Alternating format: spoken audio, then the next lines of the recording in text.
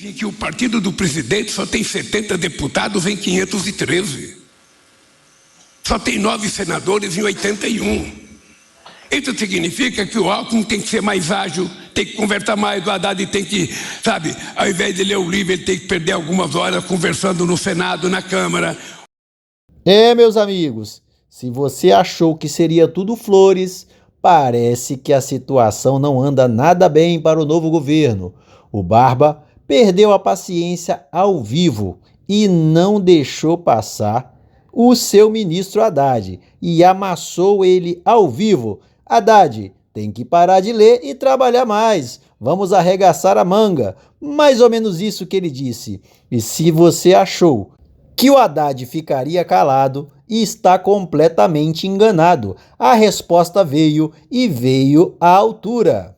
O ministro da Fazenda não disse se está lendo algum livro, mas se estiver para parar, disse hoje o chefe dele, o presidente Lula, e se dedicar a conversar mais com parlamentares. Isso aí não foi conselho, isso aí foi bronca. Sobrou também para o neocompanheiro, o vice-presidente Geraldo Alckmin. Precisa ser mais ágil, disse Lula.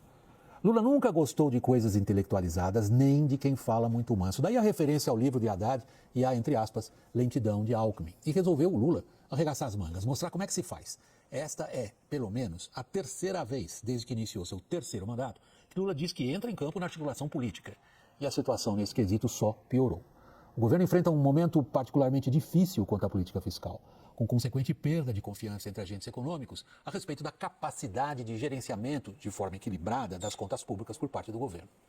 Em boa parte isso, o trato das contas públicas, depende de entendimento com o legislativo. Entendimento que não avança, mesmo quando Lula entra em campo ou distribui broncas aos seus ministros. Talvez o problema seja mais profundo. É um jeito intelectualizado e manso de dizer que o buraco é bem mais embaixo. O que muita gente pergunta no legislativo e no mundo da economia é o seguinte: qual é a agenda do governo afinal? Para onde o Lula quer ir, além de gastar para garantir votos? Haddad respondeu hoje à bronca do chefe, dizendo que não faz outra coisa na vida a não ser articular na política. Talvez esteja sentindo falta de um bom livro. Dizem que o partido do presidente só tem 70 deputados em 513. Só tem 9 senadores em 81. Isso significa que o Alckmin tem que ser mais ágil, tem que conversar mais, o Haddad tem que, sabe, ao invés de ler o livro, ele tem que perder algumas horas conversando no Senado, na Câmara. Vai haver no almoço dos líderes? Quero ir. Eu vou avisar lá, a menos que haja alguma objeção. Esqueci meus livros em São Paulo, estou liberado. Mas o Haddad tem que, sabe, ao invés de ler o livro, ele tem que perder algumas horas conversando no Senado, na Câmara. Olha, isso aí me lembra aquela história, né? O presidente falando mal do próprio governo, né? Houve caso em que o presidente começa a reunião de ministros dizendo: olha, até eu tenho vontade de falar mal do meu governo. Esse foi o lançamento de um programa novo do governo, a assinatura de uma medida provisória, que é uma espécie de desenrola com a possibilidade de créditos novos, né, de financiamento, a ideia do governo. Mas, principalmente, a puxão de orelhas de forma pública. E, por incrível que pareça, parece que funcionou. Hoje mesmo, eu escutei deputado dizendo: olha, a coisa está andando, porque o ministro me ligou. Né? Então, os ministros estão ligando para os presidentes de partidos, para os líderes e tentando ser mais solícitos. Mas o problema não está aí, não é por aí. É que a política mudou. Hoje, o Congresso Nacional, os congressistas, os deputados e senadores, têm verba à vontade, estão ricos, cheios da grana, 55 bilhões de reais do orçamento, até com data de entrega do dinheiro, né? Está lá o cronograma de entrega das emendas parlamentares. E aí mudou tudo. O deputado não precisa obedecer o partido político, não precisa obedecer o governo nem nada, e votar da sua cabeça. Muitos me falam, por exemplo, a última vez que votaram ali aquele DPVAT, o deputado me falou: nossa, mas eu fui criticado demais à toa, não preciso de passar por isso. Ou seja, o deputado agora ele tem muito mais autonomia. A negociação tem que ser feita. Não existe um Congresso assim completamente independente. O que muda é o estilo de negociação, é como fazê-lo. É preciso convencer e negociar diretamente com o presidente do partido e convencer o deputado que na base de liberar a emenda, carguinho e tal, isso não rola mais. Mudou e o governo não mudou o chip ali da negociação política no Congresso Nacional. Agora, como fazer essa reclamação? Ficou feio, né? É o presidente falando mal do próprio governo. Você, Beraldo, como interpretar essas falas do presidente da República? O clima não está legal lá dentro, né? Disse que o Alckmin tem que ser mais ágil para conversar com os congressistas e Fernando Haddad teria que deixar de ler livros e conversar mais com os congressistas. Não, tá certo, Lula. Eu tenho que dar razão ao presidente da República que, afinal de contas, é que pode alguém, em 2024, no Brasil, achar que vai ganhar alguma coisa lendo um livro? O Haddad tem que acordar para a realidade. Livro tem que ser no lixo. A menos que seja aqueles livros lá que agora me fugiu, o avesso da cor, a cor do avesso, uma coisa assim, que é para doutrinar a criança, para depois ela não ler mais, tem que jogar no lixo. Então, o Haddad fica perdendo tempo, tentando se informar, se instruir e tal, ao invés de ficar fazendo negociata de emenda lá no Congresso. Então, não vai dar certo. E o Alckmin tem que se despertar.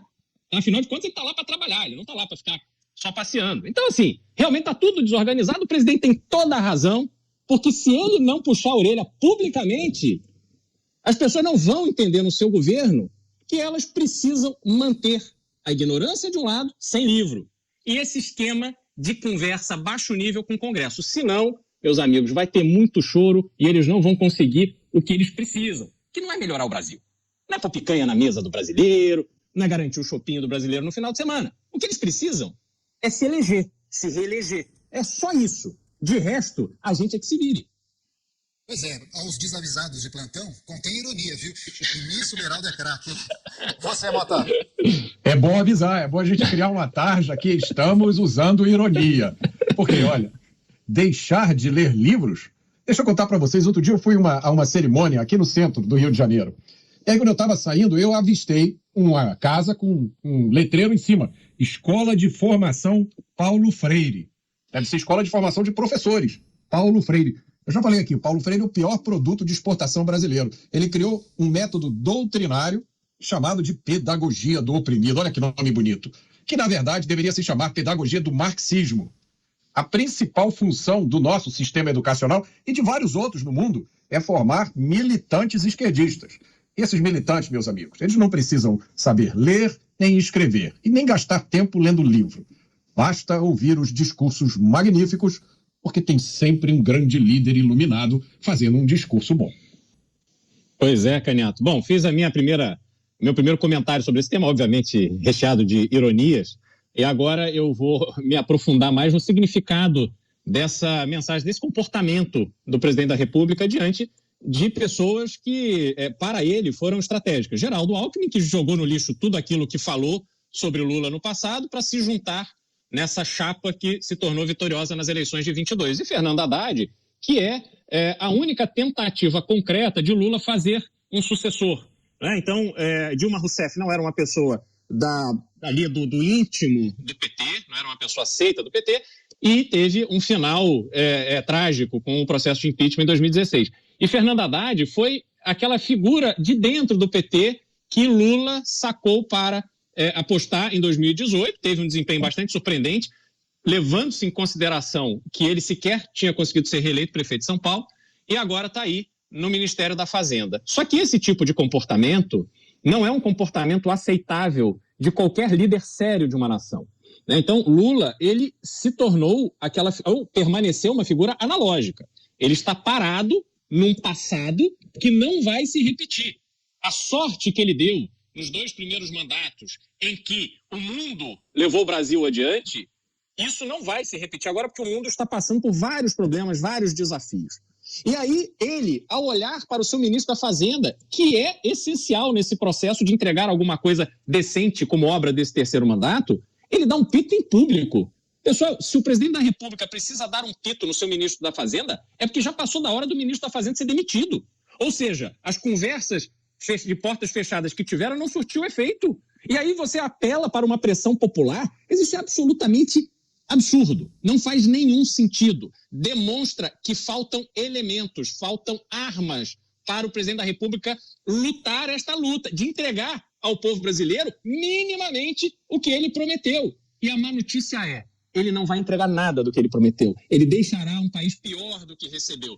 Porque, como não há vento favorável soprando, ele não está vendo condições, não está tendo competência para tirar um coelho da cartola e fazer transformações que o Brasil precisa urgentemente. Mota, para fechar, o desapontamento do presidente da República com parte da sua equipe, a irritação e perspectivas, por favor. Tristeza de alguns, alegria de outros, não é, Caniato? Eu acho que o Beraldo acertou no alvo. Essas pessoas têm uma mente que parou na década de 1980. Alguns deles têm essa mentalidade. Eles realmente acreditam que eles têm a solução para todos os problemas. Eles realmente acreditam que juntam 3 ou 4 companheiros numa sala lá em Brasília, um deles dá uma ideia genial, no dia seguinte sai um projeto de lei, um decreto, e os problemas do Brasil estão resolvidos. Eles realmente acreditavam que, dessa vez, o espetáculo ia ser grandioso. E aí esse comentário do Beraldo me lembrou uma história. Essa história é legítima, é verídica, eu não vou dizer quem é a pessoa, mas eu conheci. Foi um sujeito, Beraldo, que ganhou muito dinheiro por acidente. Ele tinha uma empresa pequena e por uma circunstância absolutamente excepcional, essa empresa dele foi comprada por uma fortuna. E era um sujeito sem nenhuma habilidade para negócios, nenhuma. Então o que ele deveria ter feito? Ele devia ter pego esse dinheiro, colocado na poupança e se aposentado. Não. Ele pensou, caramba, eu sou um grande homem de negócios. Olha só, eu montei uma empresa, vendi por milhões. E aí sabe o que ele fez? Ele pegou aquele dinheiro, dividiu em 4 ou 5 investimentos, perdeu tudo, Beraldo. Tudo. Ele teve que vender a própria casa para pagar uma parte das dívidas que ele fez. Então é isso.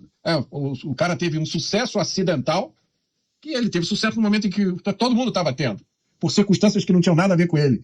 Mas aquele sucesso convenceu ele de que ele era um gênio. Imagina, gênio. Não precisa nem abrir um livro.